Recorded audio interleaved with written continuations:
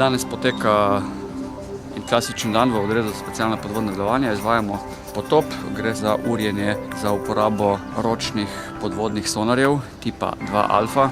To so sonarji, ki lahko locirajo bodisi potopljene objekte večjih dimenzij, kot so potopljene ladje ali pa letalo, če je padlo. Uporabni so pa tudi za iskanje neeksplozivnih ubojnih sredstev. Se pravi, moramo to redno trenažirati, uriti in to bo tema potopa. Predno se spravimo na potop, moramo seveda si pripraviti opremo. Potem sledi teoretična priprava na potop, kjer vodja potopa poda vse parametre potopa, varnostne ukrepe, dodeli naloge, vloge, pove kronologijo in potem gremo na teren.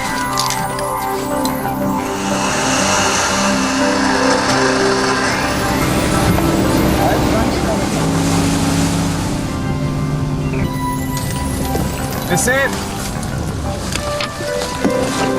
Sam naprej! Sam naprej!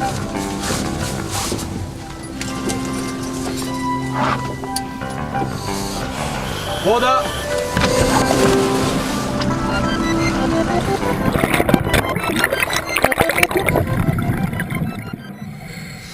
V današnjem potopu fanti uporabljajo dva različna potapljaška aparata. Torej prvi klasični, kot se uporablja v civilstvu, ki jih vidimo na vseh plažah, torej scuba aparat.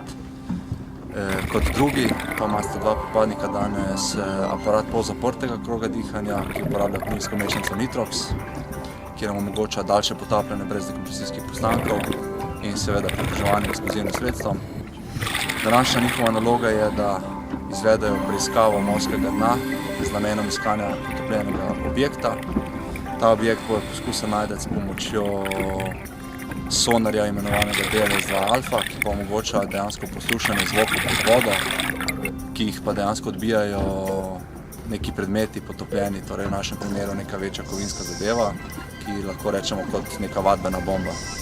Torej, ko bo oni objekt najdli, ga bojo označili, identificirali, ter zaključili potop in s tem dosegli cilj današnje aktivnosti.